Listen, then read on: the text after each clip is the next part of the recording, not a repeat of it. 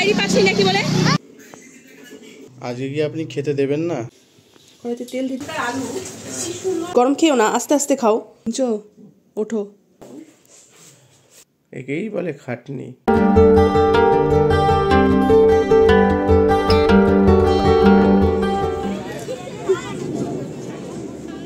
পাগল।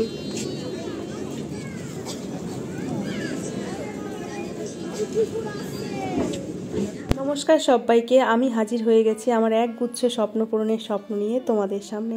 তোমরা সবাই কেমন আছো? আশা করছি ভালো আছো। আমরাও কিন্তু খুব ভালো আছি। আজকে বৃহস্পতিবার, এখন ওই 11টা মতো বাজে। আমি কিন্তু সোনাকে নিয়ে বেরিয়ে পড়েছি স্কুলে। আজকে সোনার ক্লাস 7-এর কিন্তু সব বইগুলো দিয়ে দেবে। তো সোনাদের যেহেতু রিঅ্যাডমিশন নেই, সেই জন্য কিন্তু এক ক্লাস থেকে আরেক ক্লাসে অটোমেটিকলি তুলে দেয়। তো যেই রকম সেকশন, যেরকম রোল নাম্বার, সেরকমই কিন্তু সেম থাকে, শুধু হচ্ছে বইগুলো দিয়ে দেয়। ভর্তির যে একটা ফিস থাকে, সেটা কিন্তু বছরের কোনো একটা সময় ওরা নিয়ে নেয়। সোনার কিন্তু বই নেওয়া কমপ্লিট হয়ে গেছে, আর আমি সোনাকে নিয়ে এসে না বসেছিলাম, কারণ আবার 1 ঘন্টার জন্য বাড়ি যাব, আবার আসবো, ওই যেতে আসতেই তো 1 ঘন্টা হয়ে যাবে। তো সেই জন্য বসে থেকে একেবারে কিন্তু সোনাকে নিয়ে আমি বাড়ি চলে এসেছি। আর বাড়িতে আসতে আসতে আমার কিন্তু ওই 2টো মতো বেজে গেছে প্রায়। কি হয়েছে বলো তো, অনেকগুলো যেহেতু বাচ্চা, বই দিতে তো একটা সময় লাগে, তো অনেকটা সময়ই হয়ে গেছে। বাড়ি এসে একদম তালগোল পাকিয়ে গেছি আমি।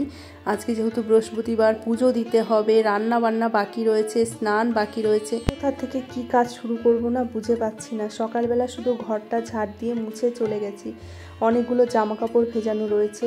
আমি ভেবেছিলাম যে সকালে স্নানটা করে বেরোবো, কিন্তু তারপরে দেখলাম যে জামা কাপড় কেচে বেরোতে গেলে অনেকটাই দেরি হয়ে যাবে। আসলে ঘুম থেকে উঠেই এক গাদা জামা কাপড় ভিজিয়েছি, তো সেই জামা কাপড় কাচা ধোয়া করতে করতে লেট হয়ে যাবে। তো সেই জন্য কিন্তু আর স্নানটা করিনি। তার মধ্যে পুজো দেওয়ার আছে, ফুল নেই বাড়িতে, সেই জন্য স্নানটা করিনি। আজকে কি খেতে মেতে দেবেন না?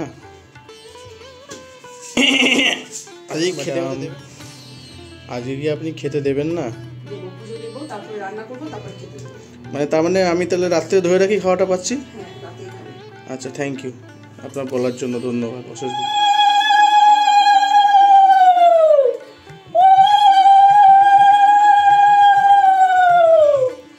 বাড়ি এসেই না ভেবেছিলাম যে আগে রান্নাটা সারবো, তারপরে দেখলাম যে সোনা খেয়ে নিল। তো খিদে আর সেরকম আমারও নেই। আসলে সকালবেলা আমি না একটু ভাত খেয়ে গেছিলাম। কালকে তো বিরিয়ানি এনেছিল চন্দন, তো রাত্রে যে গোবিন্দভোগ চালের ভাত করেছিলাম, আলু সেদ্ধ দিয়েছিলাম, সেগুলো না রয়ে গেছিলো, সেগুলো তো আর খাওয়া হয়নি। তো সকালে স্কুলে যাওয়ার সময় কিছুটা খেয়ে গেছিলাম আমি আর সোনা, আর সোনা এসে আবার কিছুটা খেলো। আর চন্দন বললো যে আমি হচ্ছে একটু পরোটা খেয়ে এসছি, তো ঠিক আছে তুমি তাহলে আগে পুজোটা দাও। বৃহস্পতিবারের পুজো বুঝতেই পারছো, বেলা অত এমনিতেই হয়ে গেছে, তার মধ্যে রান্না করে যদি স্নান করে পুজো দিতে যাই তাহলে কিন্তু অনেকটাই দেরি হয়ে যাবে। তো সেই জন্য রান্নার সমস্ত গুছিয়েও কিন্তু আর রান্নাটা করিনি। জামা কাপড় কেচে স্নান করে পুজোটা দিয়ে নিলাম, এবার নিশ্চিন্ত। গরম হবে তারপর তো ভাজবে। আচ্ছা, জল কতটুকু করেছো? জল একটু মনে হয় লাগবে। কড়াইতে তেল দিতে হবে তো আগে।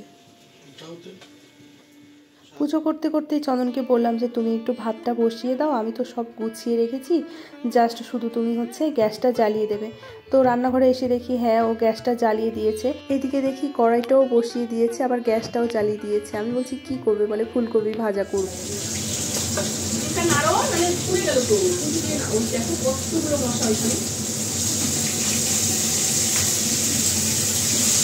আমি তো অবাক যে তুমি ফুলকপি ভাজা করবে, বাবা তোমার এত সুবুদ্ধি কবে থেকে আসলো? আসলে তোমরা তো দেখো, ও একদমই রান্নাঘরের ধারে কাছে আসে না, মানে রান্না বান্না একদমই করতে চায় না, কোনো কাজই করতে চায় না মোট কথা। তো বললো আমি হচ্ছে ফুলকপিটা ভাজতে চেয়েছিলাম এই জন্যই যে 2টো ফুলকপি ভাজা আমি খাবো। তো আমি বললাম ঠিক আছে, ফুলকপিটা পরে ভাজবে, আগে ডিমটা ভাজতে থাকো, ততক্ষণে আমি মাথায় একটু চিরুনি করে আসি। আসলে কালকে থেকে আজ অব্দি এখনো মাথায় চিরুনি দেইনি। সিঁদুর পড়েছি কিন্তু চিরুনি করা হয়নি। আর চিরুনি করব কি, ভয়ের চোটে মাথায় চিরুনি ছোঁয়াতে ইচ্ছা করে না, এত পরিমাণে চুল ওঠে।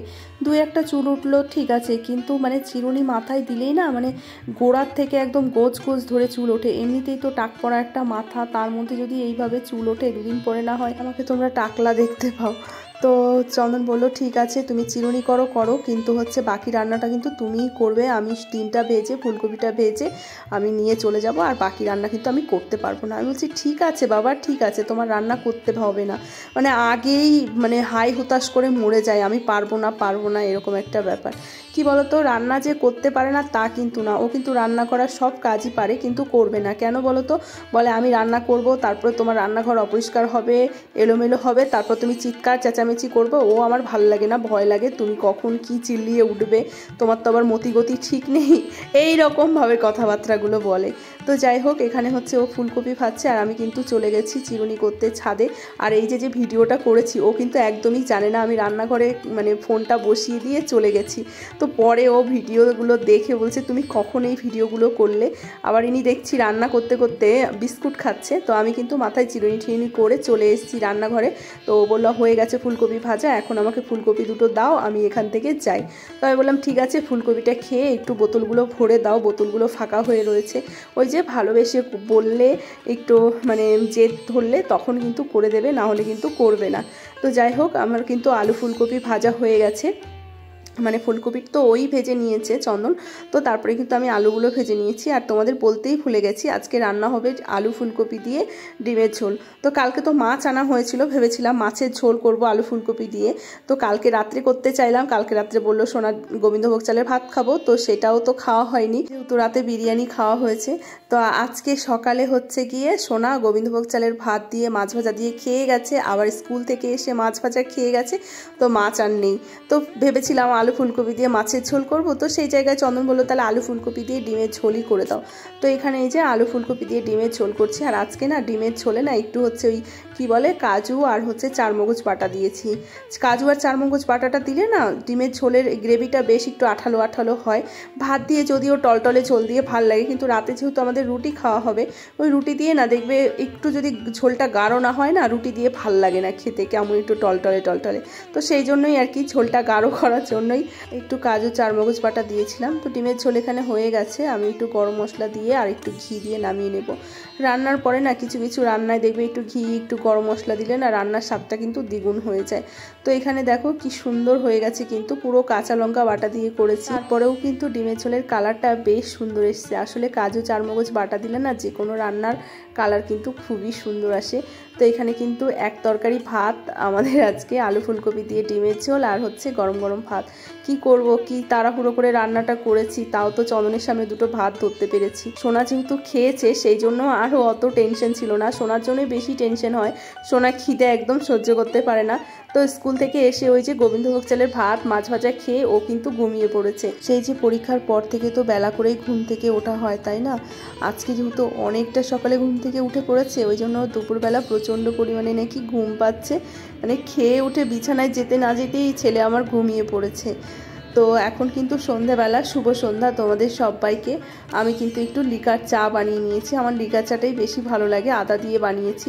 আর এই শীতকালে দেখবে আদা দিয়ে একটু লিকার চাটা খেতেই ভালো লাগে। যারা দুধ চা খায় তাদের কথা আলাদা, যারা ভালোবাসে আর কি, আমার আবার লিকার চাটাই ভালো লাগে দুধ চায়ের থেকে। আর এখানে নিয়ে নিয়েছি কটা টোস্ট, আর আমার জন্য না একটা দোকান থেকে ক্রিম রোলগুলো আনিয়েছি। আগে কিন্তু আমি এসব খেতাম না, এখন এত ভালো লাগে কি বলবো। তো চন্দনের আর আমার জন্য নিয়ে নিয়েছি। সোনা বললো আমি আর খাবো না, ও ঘুম থেকে উঠে পড়তে বসেছে, নতুন বইগুলো দিয়েছে তো বেশ একটু মানে উৎসাহ পেয়েছে, জানি না এই উৎসাহটা কতদিন থাকবে। তো এই দেখো এদিকে আমি কিন্তু জামা কাপড়ের সব গাদা নিয়ে বসেছি।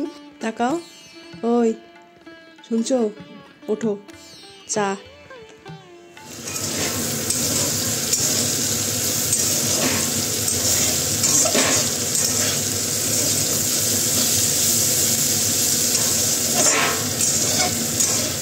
সুস্থ মানুষ কি করে এরকম হতে পারে আমি না বুঝে পাই না, জানো তো।